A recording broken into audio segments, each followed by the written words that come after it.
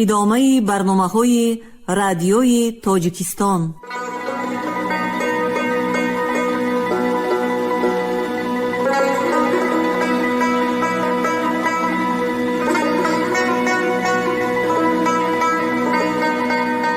السلام علیکم شنونده‌های گرامی، با توجه شما گفتاری ادبی از سلسله خوانش بدیعی اثر نویسنده بزرگ تاجیک صدرالدین عینی، یادداشت‌ها در قرائت عبدالرشید خوجامقلوف.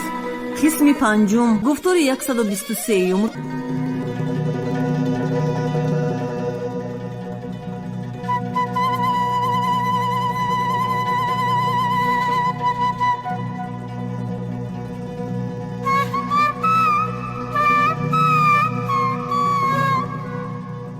تاریخ انقلاب فکری در بخارا.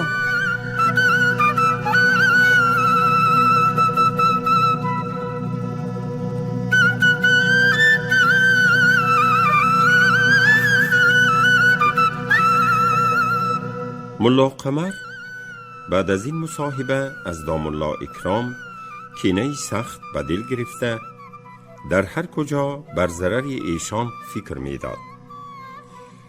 ذاتاً میانه دام الله اکرام و علمای بخارا سازش کلی نبود. به سببی که در مدرسه های بخارا از کتاب اخلاق اصلاً درس داده نمی شد، میانه علما جهت مناظره های بی‌معنی منافرتی سخت پیدا می شود. چون دام الله اکرام در مناظره نطاق و حاضر جواب بودند، خصمشان برای نبرداشتن آر الزام به تحقیر و تشنیع به هم می آمد. طبیعی نتیجه دوام از این قبیل معامله منافرت و دلخنکی است. دام الله اکرام به اشارت سبابه آمین و به سنت بودن آن قائل بودند. از این جهت نیز میانه علما و دام الله مخالفت منجر به منافرت بود. خصوصاً ملا خالی تاشکندی در باب اشارت به دام الله صفحه شکسته بود. اکثر مفتیان آقمهر یعنی کاغذ روایت را پیش از تحریر فتوا مهر کرده به محررین فتاوی می دادند. دام الله اکرام در این کار سخت مقابل بودند و عاملین این کار را تنقید می کردند. دام الله اکرام به خرید و فروش حجرات مدرسه مقابلت داشتند. علما که خود به این بلا مبتلا بودند از این وجه نیز دام الله را دشمن خود می دانستند. به همین اسباب برغم ملا اکرام علما در مسئله مکتب سخت‌تر حرکت کرده بودند. ملا قمر از این وسایط استفاده نموده در ویرانی میانه دام الله اکرام و علما خوب خدمت کرد. خلاصه ملا قمر هرچند از سر سودای استفتای تعزیه محرم گذشت، از اغوا ذره فرو گذاشت نکرد. علما، عوام و طلبه را همیشه بر ضد تعزیه و به مقابلت بر رسم تعزیه تشویق و تحریص می نمود. ذاتاً طلبه بخارا جهت بیخبر بودنشان از تاریخ اسلام و احوال عالم به تلقی افکار تعصب پرورانه قابل بودند. به اندک غیرت ملا قمر همه در اظهار تعصب حاضر شدند. در 10 ماه محرم 1328 هجری و روز شنبه جماعی از مسافرین و اهلی ایرانی در جوار میدان مشق سرباز در حیات آیین عزاداری داشتند. چندی از طلبه تاشکندی و فرغانگی و بعضی اهالی بخارا نیز در آن مجلس به طریق تماشا حاضر شده بودند. چون بعضی رسم و آیین مخالف عادات بخارا از جماعه عزاداران سر زد، یکی از طلبه فرغانگی خنده کرد. در مجلس عزاداری خنده کردن این طلبه را در حق رسم و آیین خود استهزا دانسته، اوباش عزاداران به طلبه مزبور یک باره هجوم کرده به ضرب چوب و مشت و لگد مجروح نمودند. بعضی از متشخصین عزاداران در میانه در آمده مجروح را از دست اهل بلوا خلاص کرده پنهان نمودند. تماشابینان بخارایی یک باره به طرف شهر گریخته در کوچه های شهر فریاد می کردند که ایرانیان طلبه علوم را کشتند. طلبه هایی که از مجلس عزاداری به شهر وارد می شدند مدرسه به مدرسه ندا در داده ملاها را به نزاع و قتال دعوت می کردند. همان روز فقیر میرزا عبدالواحد منظم، میر اکرام مخدوم پسر قاضی بدرالدین و امین جان مخدوم پسر میر ضیا مخدوم در گذر شاه حسینی به حوری نقشبند خان پسر ایشان سلطان خان در مجلس ولیمه و توی حاضر بودیم. یکی از ماموران میر برهان الدین رئیس در آن مجلس آمده خبر داد که من به چشم خود دیدم چند ملا را کشتند. به ملاهای مدرسه ها این خبر را رساندن لازم است گفته برآمده رفت. خلاصه در فرصت نیم ساعت تمام کوچه و بازارهای شهر را فتنه و بلوا فرو گرفت. دکانها، سرایها و تجارتخانه ها بسته شد. کسانی که از فتنه و فساد می ترسیدند در کنج خانه خود خزیدند. طلبه اول در رسته عطاری که اکثر اهالی آن رسته ایرانی است هجوم کردند. چون دکانها مسدود و احد جاندار نبود، یک دو دکان را شکسته اموالش را تاراج و تلف کردند. بدر سرای قرشی یک شخص را به لباس پرسیانی یافته کشتند. ساعت به ساعت اهل بلوا زیاد شده آتش فتنه بالا می گرفت. دسته اهل بلوا به جمعیت کثیره در ریگستان نمایش کرده از دست ایرانیان دادخواهی نموده به حضور قشبیگی در بالای ارک برآمدنی شدند. قشبیگی از احوال پیشتر خبردار شده قراولی دروازه ارک را بسیار کرده بود. هجوم مردم را دیده باز یک دسته سربازی دیگر برای محافظت ارک حاضر کرد. به نزد اهل بلوا نماینده فرستاده مطلبشان را استفسار نمود. اهل بلوا گفتند که ما به حضور قشبیگی بذات در آمده عرض ما را زبانی خواهیم کرد. قشبیگی از بیم قتل و غارت از برآمدن اهل بلوا در بالای ارک مانع آمد. اهل بلوا به زور به هجوم برآمدنی شدند. چون به دست و زبان منع کردن سربازان قراول به اهل بلوا اثر نکرد و قریب بود که به دروازه داخل شوند، یک سرباز به امر سرکرده خود در هوا ملتق خالی کرد. با آواز ملتق اهل بلوا از در ارک دورتر شده در شورش آمدند. قشبیگی اهالی دادخواه را تیرباران کرد گفته در شهر غلغله انداختند. قشبیگی برای تسکین دهاندن اهل بلوا بزرگان علما را به ارک دعوت نمود. بقا خواجه قاضی کلام، میر برهان الدین رئیس، غیاث مخدوم اعلم و سایر مفتیان و مدرسان جاه طلب به دروازه ارک عالی حاضر آمده اکثری از روی زبان اهل بلوا را نصیحت می کردند. قشبیگی را چرا سرباز را به تیر انداختن امر فرمودی گفته توبیخ و سرزنش می نمودند. به هر رنگی که بود امروز قریبی غروب از در ارک اهل بلوا یک درجه متفرق شدند. لیکن کسانی که این گونه فتنه را از خدا می خواستند چرا این فرصت را به آسانی از دست دهند؟ فتنه جویان امشب تا روز نخوابیده در صدد بیدار کردن فتنه نیم خواب بودند.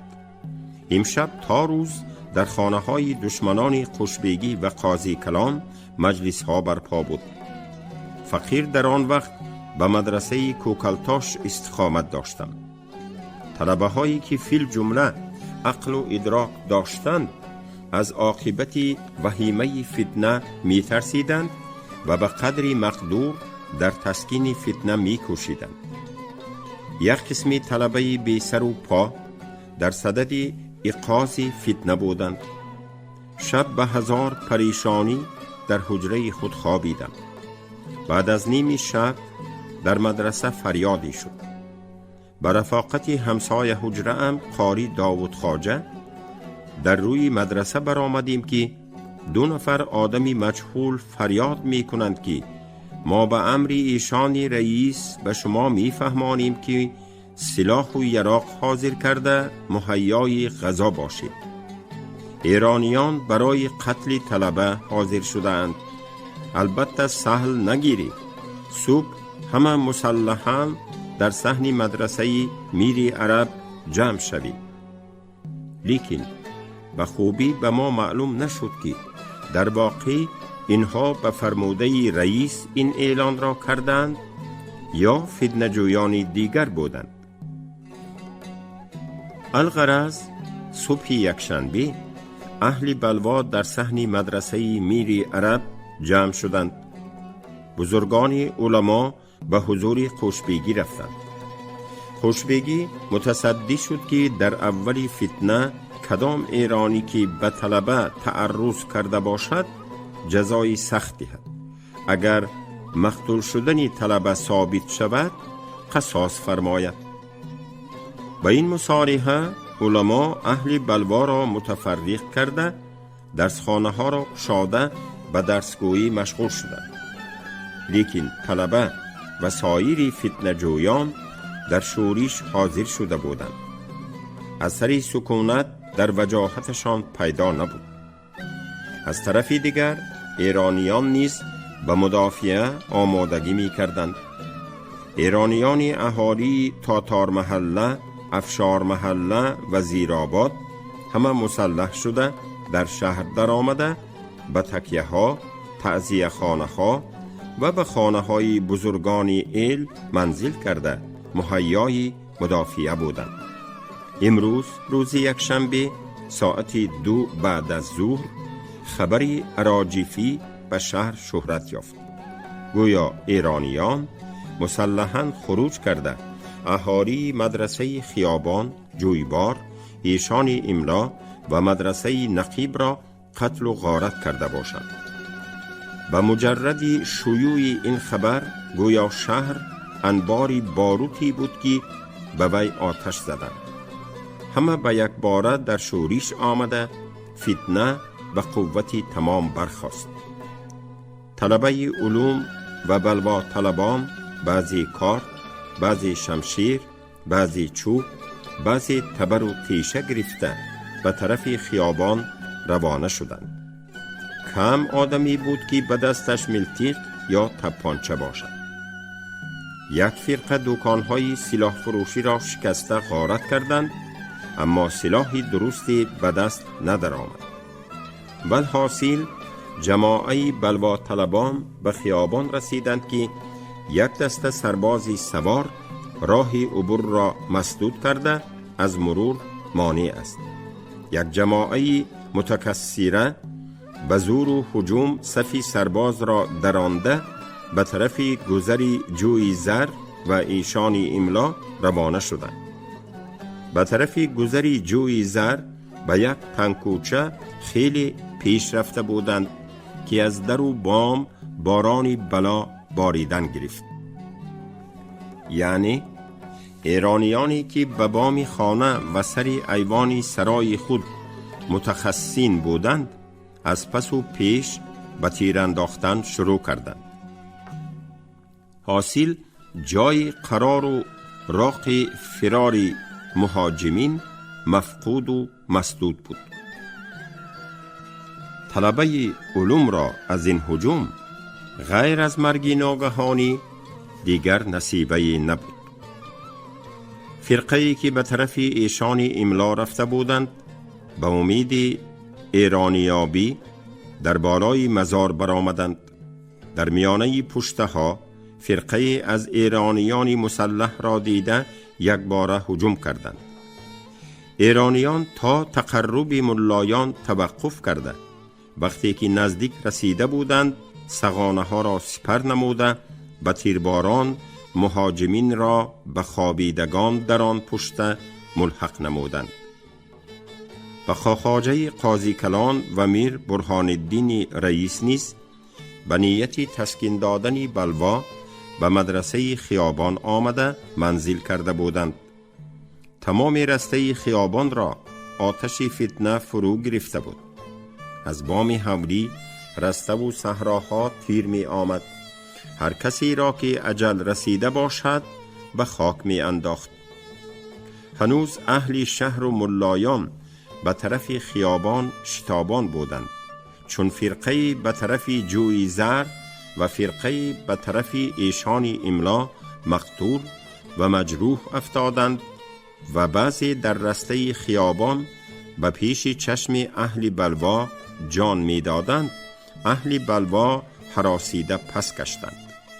آنانی که به طرف جوی زر و ایشان املا زنده مانده بودند بعضی سرکفیده، بعضی پاشکسته، بعضی تیر خورده به هر راهی که می توانستند خود را در مأمنی گرفتند.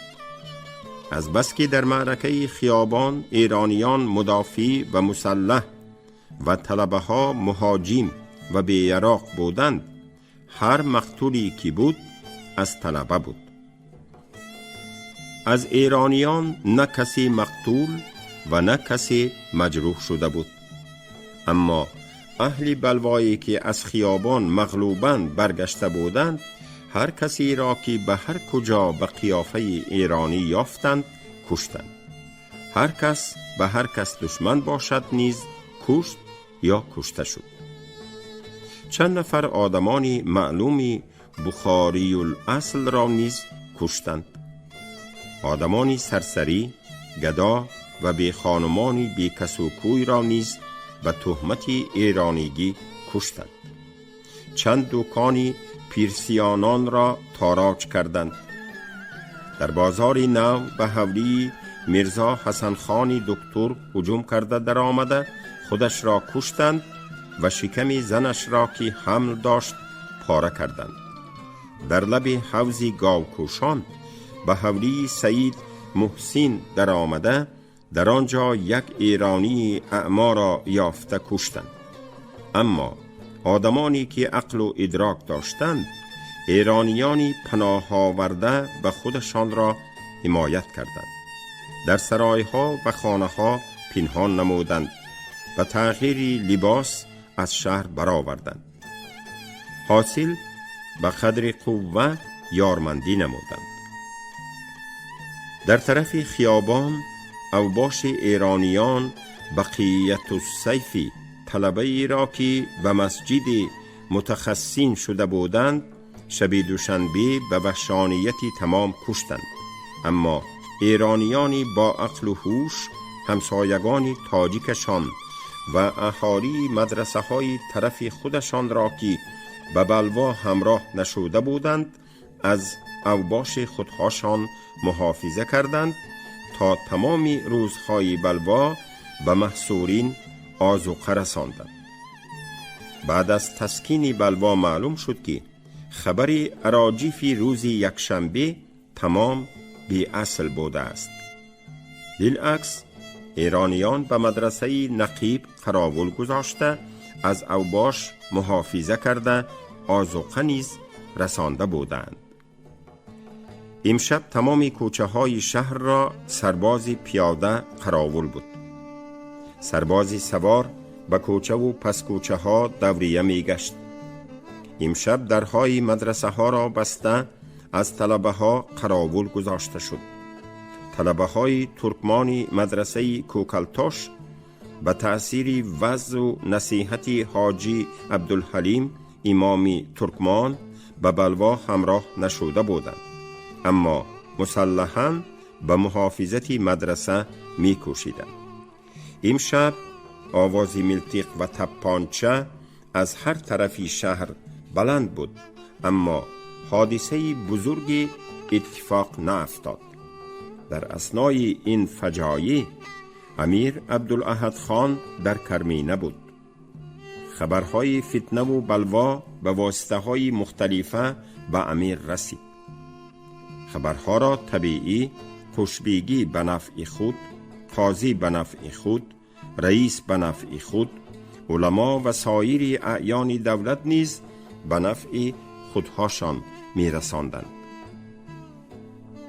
لیکن امیر به واسطه حدس صایب خود حقیقت کار را به خوبی فهمیده بود.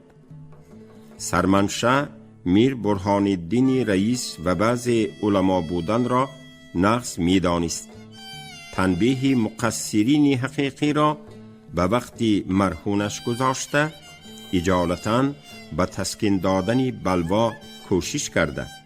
میرزا نصرالله بی حاکمی شهر سبز و میرزا نظام الدین خواجه ارگنجی حاکمی چارجوی را به اختیارات واسعه در بخارا فرستاد.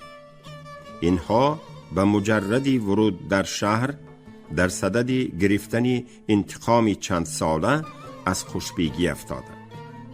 سایر سپاه و سرکردگان ازبک و تاجیک نیز برخلاف خوشبیگی برخاسته بودند.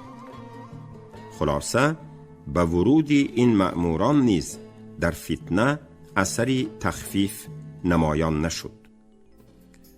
روز دوشنبه اهل بلوا به هر کجا جمع و در صدد انتقام بودند، اما غیر از آن که هر زمان در کوچه یک بی سر و پای را بی جان نمایند، کاری از دستشان نمی آمد.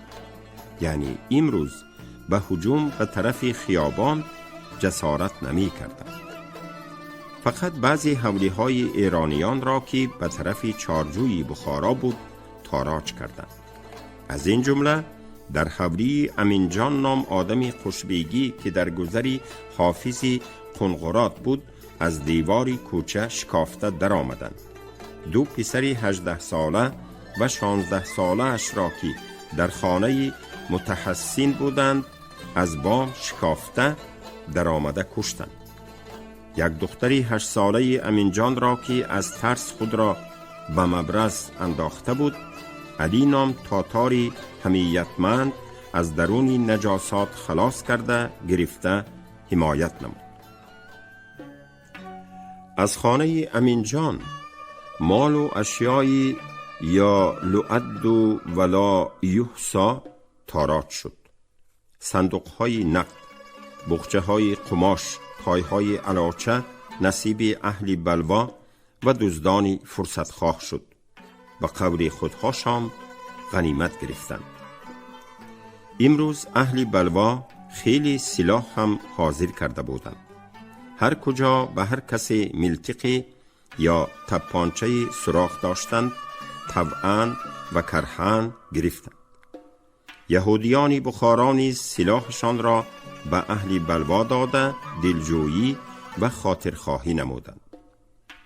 امروز از تمام تومنها و قشلاقهای اطراف شهر صحرانشینان و نیت جدال با ایرانیان به شهر آمده بودند، اما کارداران حکومت از بیم قتل و غارت عمومی شهر به دروازه ها قراول مانده ایشان را از دخول به شهر مانع آمدند. اما اهالی قشلاق گلابیان و عربان یگان یگان به شهر در آمده از میر برهان الدین رئیس فاتحه گرفته به اهل بلوا همراه می شدند. امروز از اطراف ولایات، اوباش و اراذیلی که این گونه روزها را از خدا می خواستند به شهر بسیار آمدند و کدام حولی و دکانی که اهل بلوا هجوم کردنی شوند اوباشان تاراج می کردند. یهودیان بخارا از بیم قتل و غارت به الچخانه روس مراجعت کرده برای محافظت خودهاشان عسکر طلب کردند. قشبیگی و نصرالله بی نیز از محافظت شهر عاجز آمده عسکری روس طلب کردند. امیر عبدالاحد خان چون دید که مأموران و سرکردگان از تسکین بلوا عاجز آمدند یا قصداً فتنه را تسکین ندادند، پسر و ولیعهد خود میر عالم خان را که در کرمینه حاکم بود در بخارا فرستاد. جناب ولیعهد از ورود به شهر در حالت بلوا اندیشمند شده با دخول عسکری روس متعاقباً در آمدند. اهالی شهر در استقبال ولیعهد به القای آدمانی رئیس و سایر اعیان دولت داد از دست قشبیگی گفته فریاد می کردند. ولیعهد متأسف شده گریه می نمودند. عسکری روس یک دسته پیاده و سواره با توپخانه و پولیموت در زیر فرمان یک گنرال در شهر در آمده به هر کجای شهر قراول ایستاد.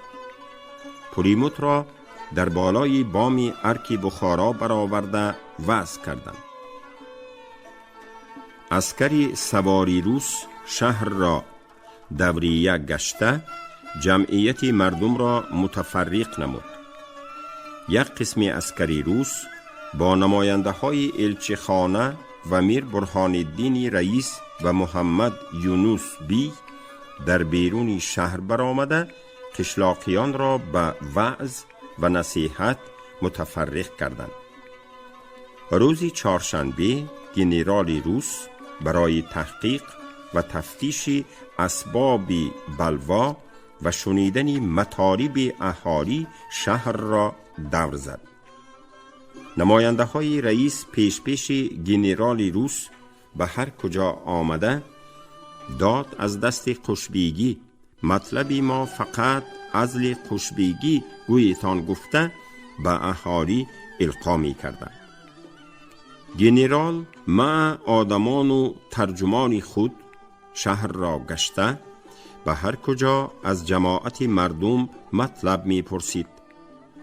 مردم مثل گرامافون تلقین کرده های آدمان رئیس و سایر دشمنان قشبیگی را به یک زبان می سرودند.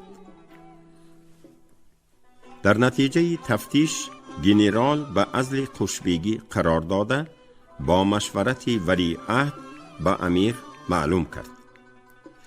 امیر میرزا نصرالله بی را به جای قشبیگی تعیین فرموده قشبیگی را معزولاً به کرمینه دعوت کرده به منزل جای داد. اتباع و مقربین قشبیگی را نیز از شهر متفرق کرد. گناه حقیقی که به قشبیگی نسبت می دادند سلاح دادن مقربین قشبیگی به ایرانیان بود. اما محقق نشد که مقربین قشبیگی این حرکت را از پیش خود کرده باشند یا به فرموده قشبیگی.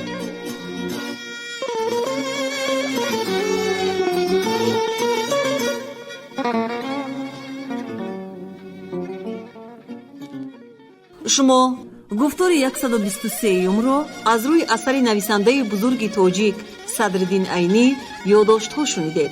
راوی عبدالرشید خوجامقلوف، کارگردان شیرعلی نغزلی. پایان گفتار ادبی از سلسله خوانش بدیعی.